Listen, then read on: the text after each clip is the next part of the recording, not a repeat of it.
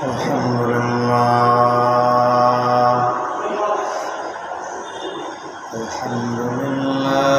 العليم القدير، والصلاة والسلام على البشير النذير وعلى آله وأصحابه الذين سلكوا في طريق المنير.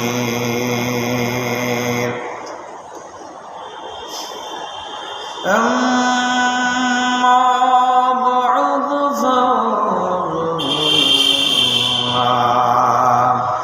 من الشيطان الرجيم ببركة بسم الله الرحمن الرحيم. وإذا جعلنا البيت مثابة للناس وأمنا واتخذوا من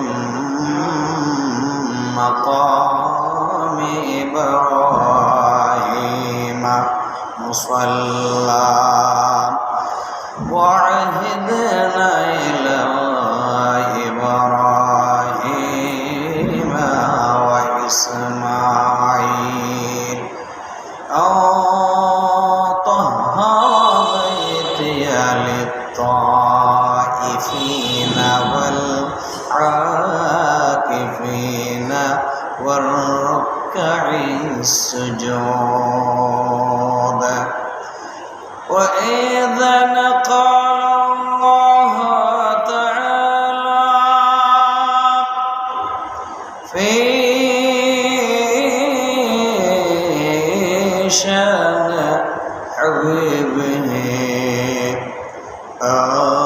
آمرا مخبرا إن الله وملائكته يصلون على النبي يا أيها الذين آمنوا صلوا عليه وسلموا تسليما. اللهم سيدنا مولانا محمد وعلى آل سيدنا مولانا محمد নবীর প্রেমের পাগল হইলে তকদিম যাইরে খুলিয়া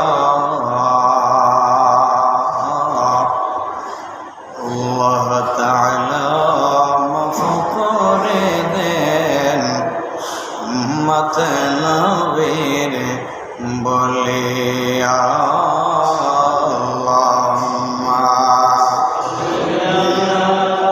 সাইয়্যিদিনা মাওলানা মুহাম্মদ ওয়ালা আলি সাইয়্যিদিনা মাওলানা মুহাম্মদ বালাগাল উলা বিকামালিহি كشف الدجى بجماله وسنت جميع وصاله صلوا عليه وآله. إن التياريح السباق يوما إلى أرض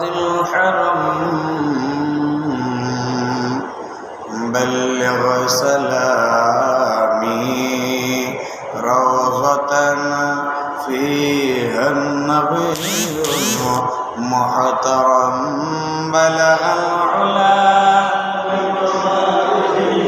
كشف الدجى بجماله حسنت جميع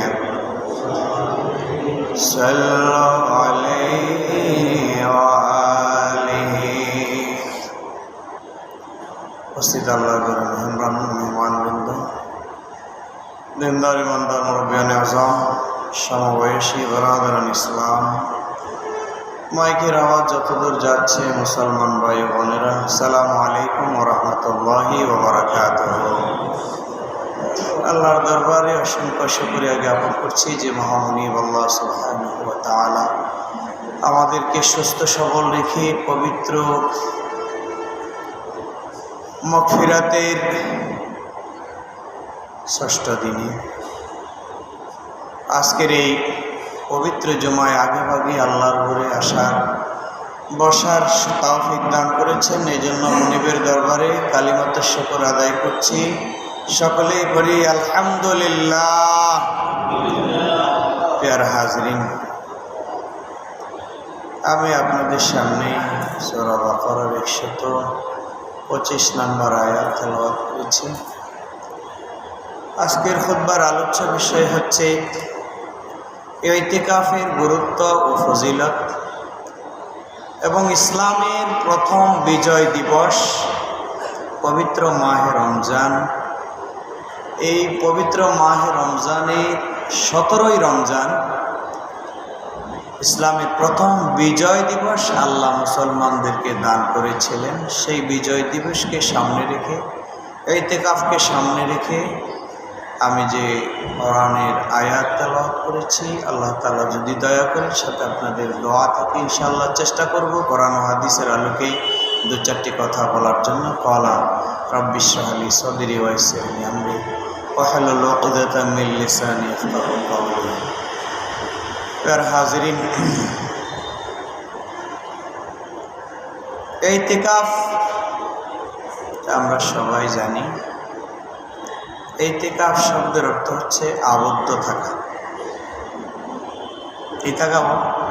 আবদ্ধ থাকা। পবিত্র রোজা অবস্থায় মসজিদে, মহিলাদের জন্য ঘরে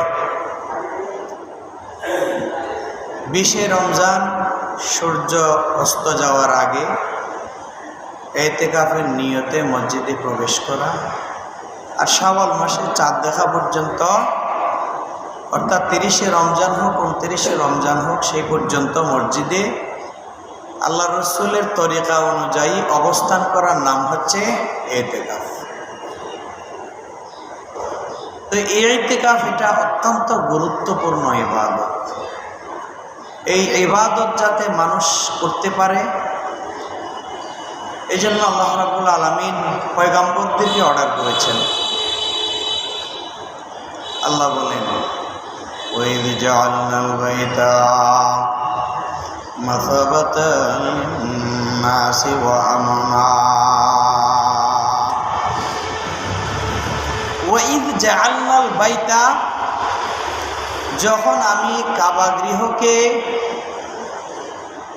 মাসাবাতাল লিন-নাস, মানুষের সম্মেলন কেন্দ্র হিসেবে বানাইলাম, ওয়া আমনা, এবং নিরাপদ জায়গা। ওয়াত্তাখিযু মিন মাকামি ইব্রাহিম মুসাল্লা। ওয়াত্তাখিযু, তোমরা গ্রহণ করো, মিন মাকামি ইব্রাহিম, মাকামি ইব্রাহিমকে মুসাল্লা, নামাজের জায়গা হিসেবে। ওয়াহিদনা ইলা ইব্রাহিম ওয়া ইসমাঈল। ওয়াহিদনা, আমি অর্ডার করলাম, নির্দেশ দিলাম, ইলা ইব্রাহিম ওয়া ইসমাঈল, ইব্রাহিম এবং ইসমাঈলকে। কি জন্য? তাহারা বাইতিয়া লিত-তাইফিন ওয়াল আকিফিন ওয়ার রুকআইস সুজুদ। তাহারা, তারা যেন পবিত্র করে, পবিত্র রাখে বাইতিয়া, আমার ঘরকে। আমার ঘর মানে খানায়ে কাবা, আমার ঘর মানে খানায়ে কাবার শাখা প্রশাখা যত আছে সব। লিতাইফিন, যারা তাওয়াফ করতে আসবে তাদের জন্য। ওয়াল আকিফিন, যারা ইতিকাফ করবে, অবস্থান করবে তাদের জন্য। ওয়ার রুকআইস সুজুদ, যারা রুকু করবে, সিজদা করবে তাদের জন্য। তাহলে আল্লাহর ঘরকে তাওয়াফকারীর জন্য, ইতিকাফকারীর জন্য, রুকুকারীর জন্য, সিজদাকারীর জন্য পবিত্র রাখার নির্দেশ দিয়েছেন পয়গম্বরদেরকে। কে? আল্লাহ। কে? আল্লাহ। আল্লাহ নিজে পবিত্র, আর আল্লাহ নিজে পবিত্রতাকে ভালো। তাহলে এই ইতিকাফকারীদের জন্য আমাদের মসজিদে খানায়ে কাবায়, মসজিদে বাইতুল্লাহ, মসজিদে নববী, সব জায়গায় ইতিকাফকারীদের জন্য একটা স্পেশাল অফার থাকে। তো আল্লাহর হাবিব সাল্লাল্লাহু আলাইহি ওয়াসাল্লামের কাছে প্রশ্ন করা হলো যে ইয়া রাসূলুল্লাহ সাল্লাল্লাহু আলাইহি ওয়াসাল্লাম, এই যে ইতিকাফের কথা বললেন, এই ইতিকাফ করলে আমাদের জন্য ফায়দা কি? আমাদের জন্য ফায়দা কি? আল্লাহু আকবার। আল্লাহর হাবিব সাল্লাল্লাহু আলাইহি ওয়াসাল্লাম বলেন যে যারা ইতিকাফ করবে তাদের ব্যাপারে আল্লাহর হাবিব সাল্লাল্লাহু আলাইহি ওয়াসাল্লাম বলেন যে যে ব্যক্তি রমজানের শেষ 10 দিন আল্লাহর সন্তুষ্টির জন্য রসুলের তরিকা অনুযায়ী ইতিকাফ করবেন, আল্লাহ রাব্বুল আলামিন তার আমল নামায় 2টি হজ এবং 2টি উমরার সওয়াব দিয়ে দিবেন। বলুন সুবহানাল্লাহ। কয়টা? আমরা ওয়াজ করি কিন্তু আমরা থাকতে পারি না। অনেকের সুযোগ থাকা সত্ত্বেও আমরা ইতিকাফে বসতে পারি না। অনেক মানুষ আল্লাহর গোলামেরা আছে যারা গত বছর ইতিকাফ করেছে কিন্তু এই বছর নাই। তো এই যে সুযোগ আল্লাহ আপনাকে আমাকে দান করেছে, এই সুযোগকে কাজে লাগাইতে হবে। এই সুযোগকে কি লাগাইতে হবে? কাজে লাগাইতে। তো আল্লাহর হাবিব সাল্লাল্লাহু আলাইহি ওয়াসাল্লাম বলেন যে যে ব্যক্তি দিন এবং সওয়াবের নিয়তে ইতিকাফ করবে, আল্লাহ রসুল বলেন যে তার পূর্বের জীবনের সমস্ত গুনাহ আল্লাহ মাফ করে দিবে।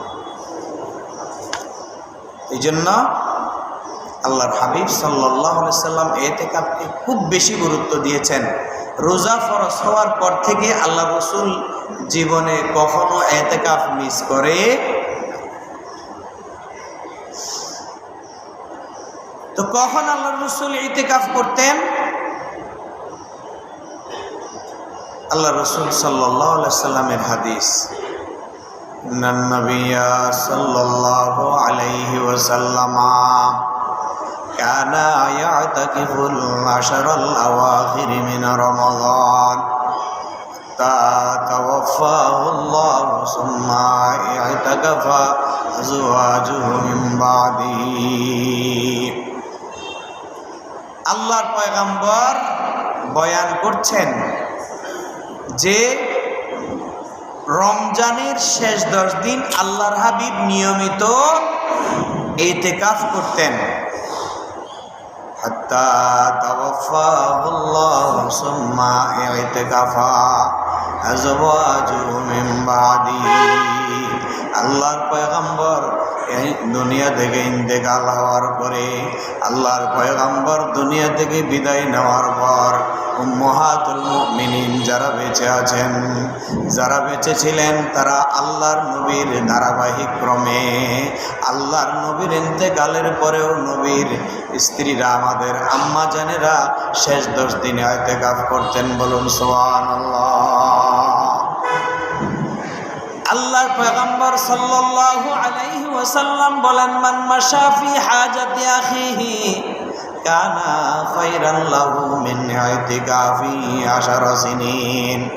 খোদার গোলাম রে, কোন ইমানদার ভাই যদি মুসিবতে পড়ে, আর কোন ইমানদার যদি তার মুসিবত দূর করার জন্য হেঁটে হেঁটে দৌড়ে দৌড়ে তার মুসিবত দূর করার জন্য এগিয়ে আসে আর তার মুসিবত দূর করে দেয়, আল্লাহর পয়গম্বর বলেন 10 বছর ইতিকাফ করলে যত সওয়াব, একজন ইমানদারের মুসিবত দূর করে দিলেও সেই পরিমাণ সওয়াব। বলুন সুবহানাল্লাহ।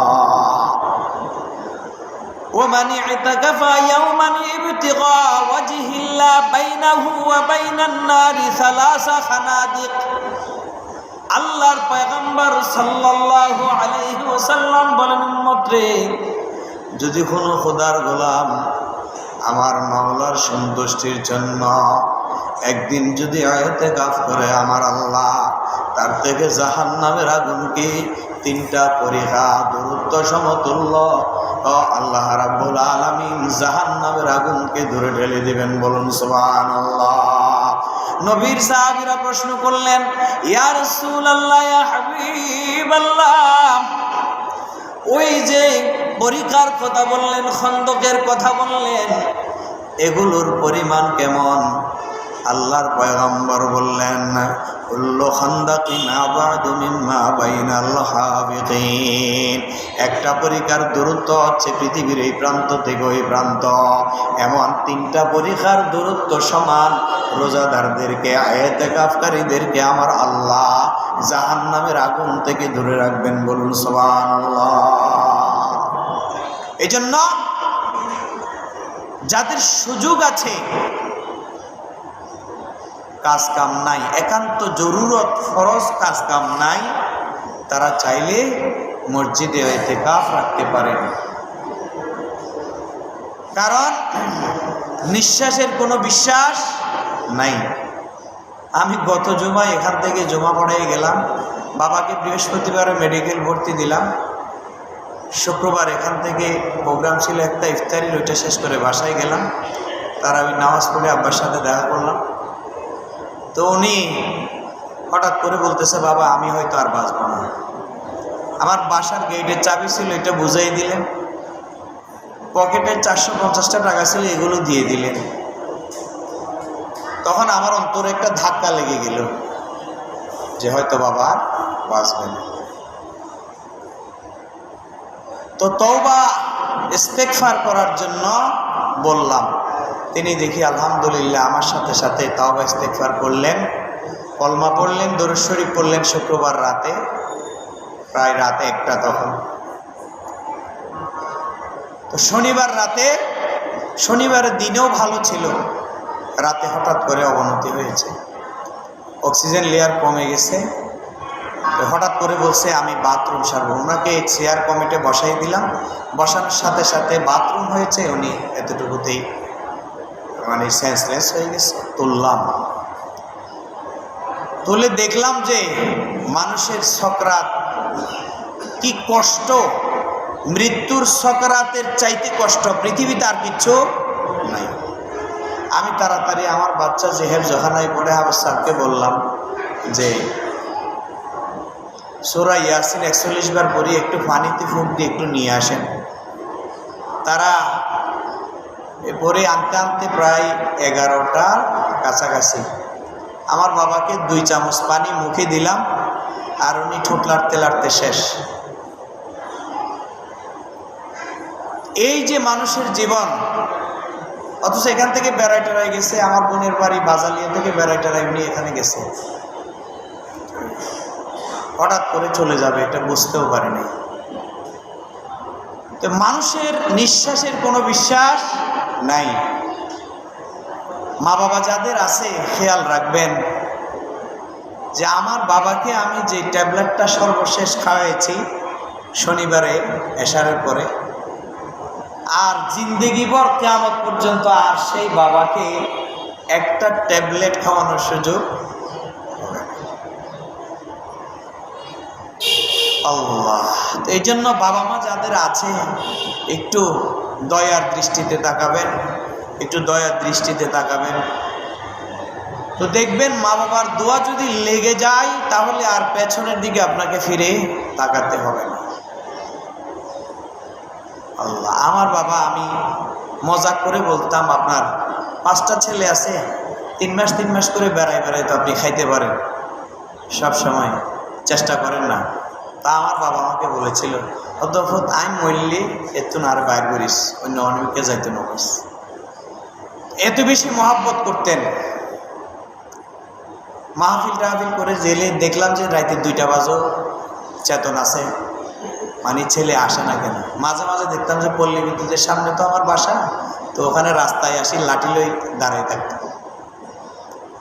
এই হচ্ছে বাবা, হারাই ফেললে বোঝা যায়, এর আগে বোঝা আল্লাহ। তো ওনার ওসিয়ত রক্ষার্থে ওনাকে বাড়িতে দিতে পারি নাই। উনি দীর্ঘদিন মাইনিতে ব্যবসা বাণিজ্য করেছে, রাঙ্গামাটি মাইনি বাজারে। উনি ওসিয়ত করেছে যে আমাকে ওখানে বাইতেশ্বর মসজিদ আছে, মসজিদের পাশে আমাকে দাফন করবা। আমার চাচারাও গেছিল আনার জন্য, কিন্তু আনতে পারে নাই। ওসিয়ত রক্ষার্থে ওনাকে ওখানে দাফন করতে হয়েছে। যাক, তো এটা বলার পিছনে কারণ হচ্ছে গত বছর রমজানেও আমার বাবা ছিল। এই রমজানেও 6টা রোজা আমার বাবা রেখেছে, কিন্তু এখন আর রোজা রাখার সুযোগ নাই। তো দোয়া করবেন আল্লাহ তাআলা যেন তাকে জান্নাতবাসী করে, সকলে বলেন আমিন। তো পবিত্র মাহে রমজানের রোজা আমরা রেখেছি। রোজা কিন্তু আমাদের জন্য কিয়ামতের দিন রাজ সাক্ষী। কি সাক্ষী? নবী আফদালুস সালাতু ওয়াস সালাম সিয়াম ওয়াল কুরআন ইয়াশফা'আন লিল আবদি ইয়াওমাল কিয়ামাহ। আল্লাহর হাবিব সাল্লাল্লাহু আলাইহি ওয়াসাল্লাম বলেন, উম্মতরে 2টা জিনিস আমার আল্লাহর দরবারে বান্দার পক্ষে কিয়ামতের দিন রাজ সাক্ষী হয়ে দাঁড়িয়ে যাবে।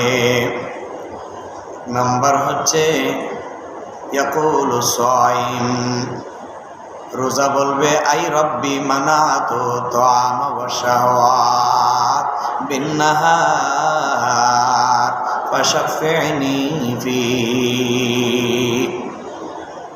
সেদিন রোজা ডাক দিয়ে বলবে, রব্বুল আলামিন, আপনার গোলাম, আপনার বান্দাকে আমি দিনের বেলা খাবার খেতে দেই নাই, শাহওয়াত তার যৌবিক চাহিদা পূরণ করতে দেই নাই।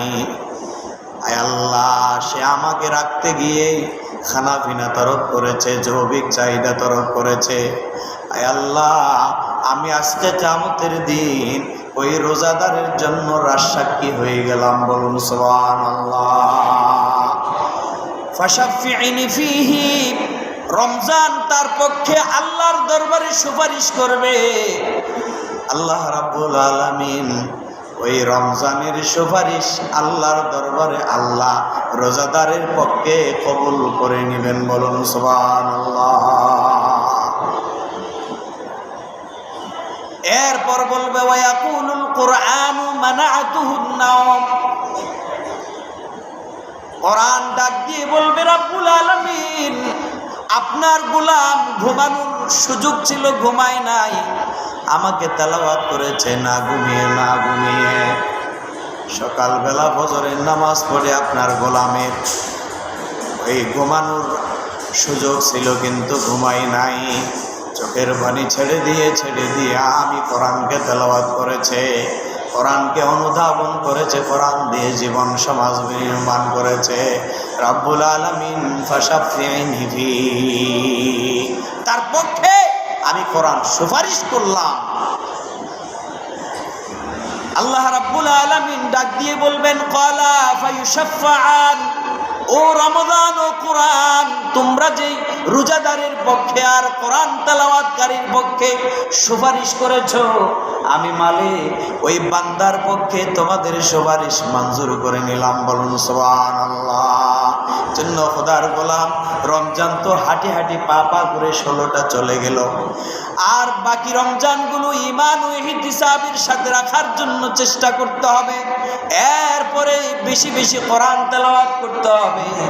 যদি কোরআন তেলাওয়াত করা যায় আল্লাহর রাজামন্দির জন্য, যদি আর পবিত্র মাহে রমজানের সিয়াম রাখা যায়, তাহলে কিয়ামতের দিন কেউ সুপারিশ করুক আর না করুক, রমজান আর কোরআন আপনার জন্য আমার জন্য সুপারিশ করবে। বলুন সুবহানাল্লাহ।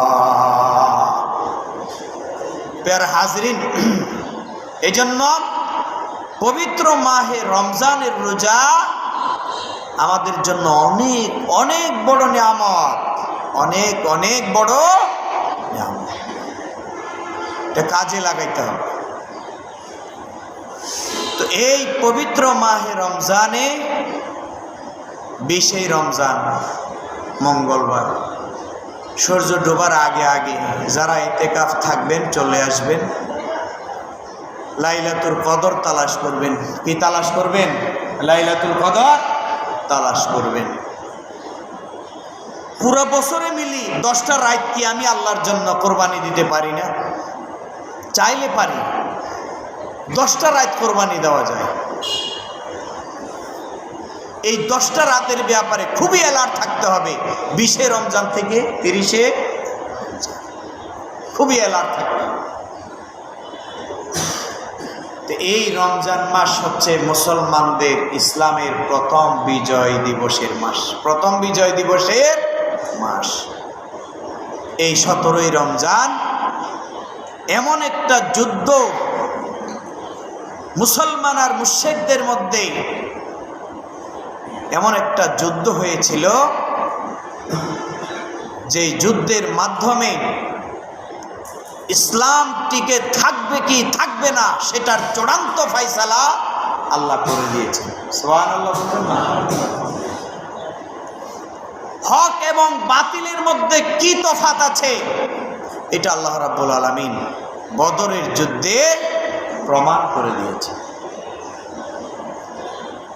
তো আল্লাহর সাহায্য ছাড়া কোনো যুদ্ধ বিজয় করা মুসলমানের পক্ষে সম্ভব। বদরের যুদ্ধে সবচাইতে বড় সাহায্য ছিল কার? কারণ মুসলমানের সংখ্যা ছিল মাত্র 313 জন। 300 কত? 13 জন।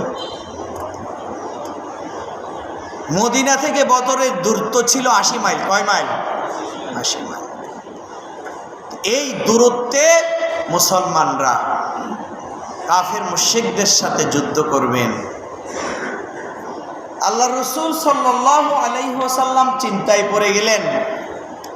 কিছু মুনাফিক যুদ্ধ থেকে পলায়ন করলেন, চলে গেলেন আব্দুল্লাহ ইবনে উবাই সহ।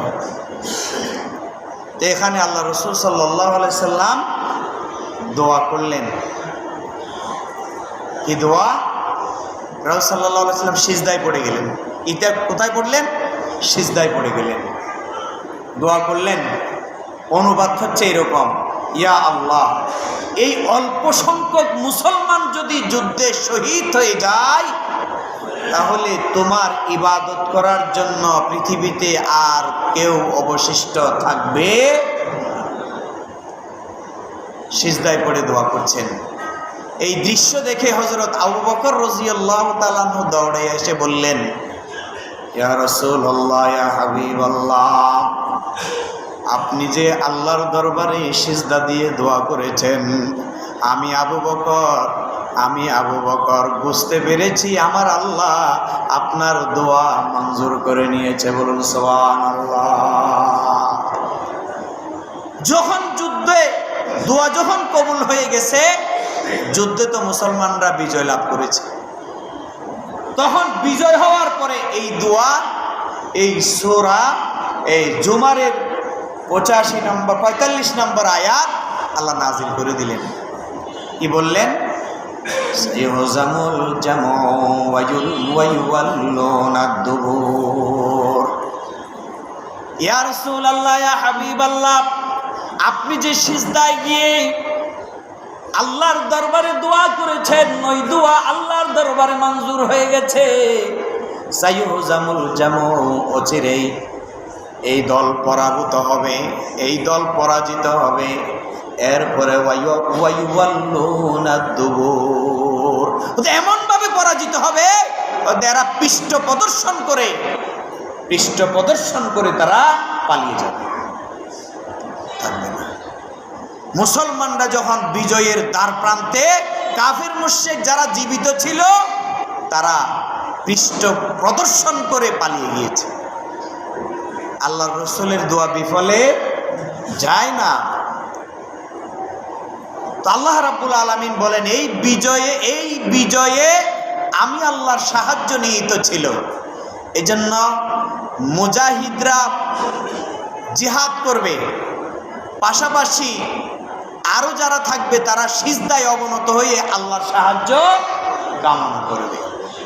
আল্লাহ বলেন, ওয়ালাকাদ নাসারাকুমুল্লাহ বিবাদরিন ওয়া আনতুম আযিল্লা ফাত্তাকুল্লাহা লাআল্লাকুম তাশকুরুন। ওয়ালাকাদ নাসারাকুমুল্লাহ, আল্লাহ বলেন এর আগে বদরের যুদ্ধে আল্লাহ তোমাদেরকে সাহায্য করেছিলেন। ওয়া আনতুম আযিল্লা, যখন তোমরা অনেক দুর্বল ছিলা।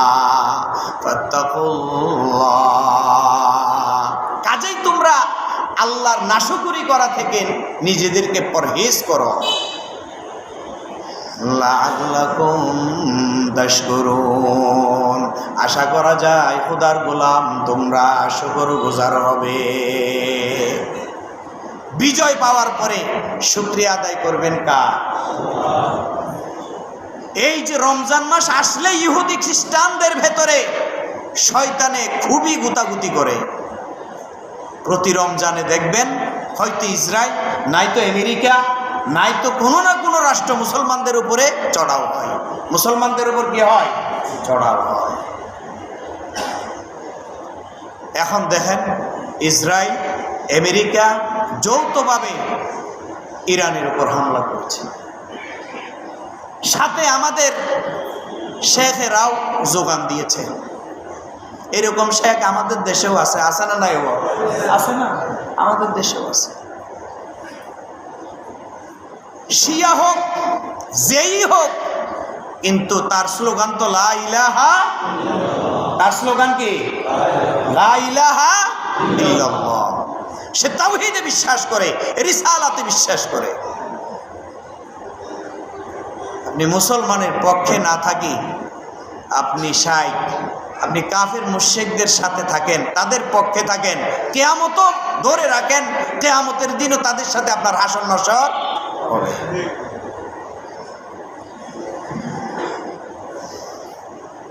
এই জন্য যারা ইসলাম রক্ষার জন্য, দেশ রক্ষার জন্য যারা মুজাহিদের ভূমিকা পালন করে, বিশেষ করে বদরের যুদ্ধে যারা অংশগ্রহণ করেছে, তাদের মর্যাদা কেমন জানেন? মক্কা বিজয়ের সময় একজন মানুষ, নাম হচ্ছে হাতেব বিন আবু বালতা। কি নাম হওয়া? হাতেব বিন আবু বালতা। তিনি মক্কা বিজয় হবে এই বিষয়ের যে পত্র ছিল, এই গোপন পত্রটা মক্কার কাফেরদের হাতে সে পৌঁছে দিছে। এই বিষয়টা যখন হযরত ওমর জানতে পারছে, ওই লোকটাকে হত্যা করার জন্য রাসূল পাক সাল্লাল্লাহু আলাইহি সাল্লামের কাছে হযরত ওমর ইজাজত চাইলেন, অনুমতি চাইলেন। আল্লাহ রাসূল জবাব দিলেন, জিজ্ঞেস করলেন সে কি বদরের যুদ্ধে অংশগ্রহণ করেছিল? ইয়া রাসূলুল্লাহ, করেছিল। আল্লাহ রাসূল বললেন, ইমালু মা শি'তুম ফাকাদ ওয়াজাবাত লাকুমুল জান্নাহ। ইমালু মা শি'তুম, যা ইচ্ছা তা তোমরা করো। ফাকাদ ওয়াজাবাত লাকুমুল জান্নাহ, যারা বদরের যুদ্ধে আমি রাসূলের সাথে অংশগ্রহণ করেছে তারা নিশ্চিত জান্নাতি। নিশ্চিত কি? হযরত ওমর এই কথা শোনার পরে কান্না শুরু করে দিলেন। কি শুরু করে দিলেন? কান্না শুরু করে দিলেন যে বদরের যুদ্ধে যারা শরীক হয়েছে, অংশগ্রহণ করেছে, তারা যা ইচ্ছে তা করুক, কিন্তু তারা কি জান্নাতি। তারা কি? কারণ তাদের হাতেই ইসলাম থাকবে কি থাকবে না, ঈমান থাকবে কি থাকবে না, কোরআন থাকবে কি থাকবে না, তাদের হাতেই আল্লাহ ফয়সালা করে দিয়েছেন।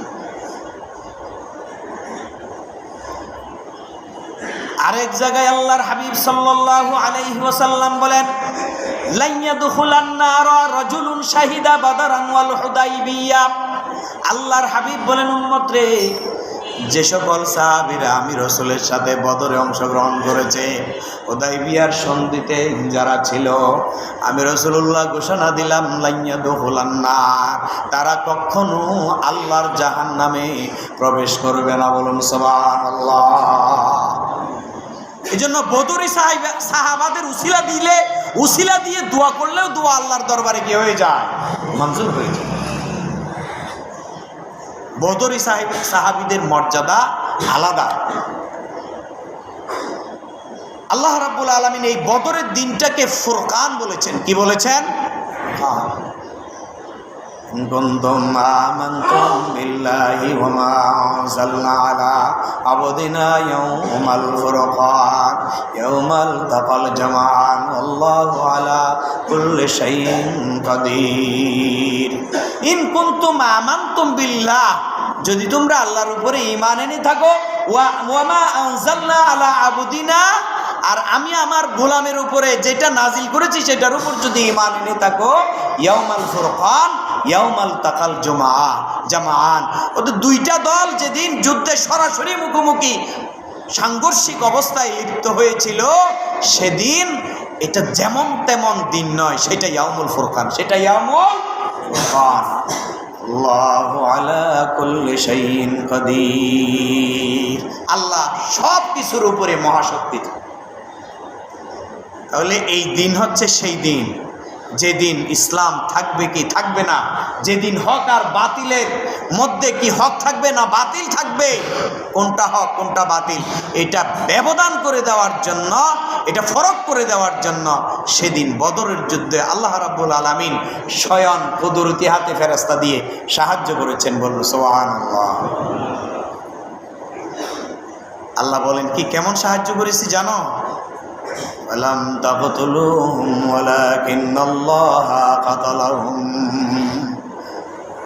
ও আমার গোলাম রে, তোমরা যাদেরকে হত্যা করেছ তোমরা হত্যা করো নাই। ফালা তাকতুলুহুম, তোমরা তাদেরকে হত্যা করো নাই। ওয়ালাকিন্নাল্লাহা কাতালাহুম, ওই বদরের ময়দানে আমি আল্লাহ একটা একটা দেখে দেখে ফেরেশতা দিই, একটা একটা কাফিরকে আমি আল্লাহ হত্যা করিয়েছি। বলুন সুবহানাল্লাহ। ওয়া মা রামাইতা ইয রামাইতা, ও আমার দ্বীনের মুজাহিদ গোলামেরা শোনো, তোমরা যখন তীর নিক্ষেপ করেছো, ওই তীর নিক্ষেপ তোমরা করো নাই। ওয়ালাকিন্নাল্লাহ রামা, আমি আল্লাহ ওই তীরগুলো তাদের সিনার ভিতরে আমি আল্লাহ নিক্ষেপ করেছি। বলুন সুবহানাল্লাহ। ওয়ালিয়ুবলিয়াল মুমিনিনা মিনহু বালাআন হাসানান ইন্নাল্লাহা সামিউন আলিম। আল্লাহ বলেন এ কাজে মুমিনদের হাত ব্যবহার করা হয়েছে। হাত হয়েছে মুমিনের, কাজ হয়েছে কার? হাত হয়েছে মুমিনের, কাজ হয়েছে কার? আল্লাহর। কাজ করেছেন আল্লাহ। কেন করেছেন? বালান হাসানা, যাতে একটি চমৎকার পরীক্ষার মধ্য দিয়ে সফলতার সাথে আমার গোলামদেরকে আমি পার করে দিতে পারি। সুবহানাল্লাহ। তাহলে আল্লাহর হাবিব সাল্লাল্লাহু আলাইহি ওয়াসাল্লাম এই বদর পবিত্র মাহে রমজানে এই বদর সংগঠিত হয়েছে। এই বদরের চেতনা প্রত্যেক ইমানদারের হৃদয়ে ধারণ করতে হবে। দোয়া করেন আল্লাহ তাআলা এই বদরের উসিলায় যাতে কাফের মুশরিকদের চূড়ান্তভাবে আল্লাহ যাতে পরাজিত করে। সকলেই দোয়া করবেন আল্লাহ যাতে মুসলমানদেরকে বিজয় দান করে। সকলে বলেন আমিন। এই কাফের মুশরিকরা এরা মুসলমানদেরকে শান্তিতে থাকতে দিবে না। হচ্ছে আমাদের ভিতরে আব্দুল্লাহ ইবনে উবাইর উত্তরসূরিরা আছে। এই মুনাফিকরা থাকার কারণে আজকে মুসলমানরা কোথাও সুবিধা করতে পারছেন না। দোয়া করেন আল্লাহ তাআলা যেন মুনাফিকদের হাত থেকে ইসলাম এবং মুসলমানকে যাতে আল্লাহ হেফাজত করে। সকলে বলি আমিন। ওয়া আখিরু দাওয়ানা আলহামদুলিল্লাহি রাব্বিল আলামিন। আসসালামু আলাইকুম ওয়া রাহমাতুল্লাহি ওয়া বারাকাতুহু।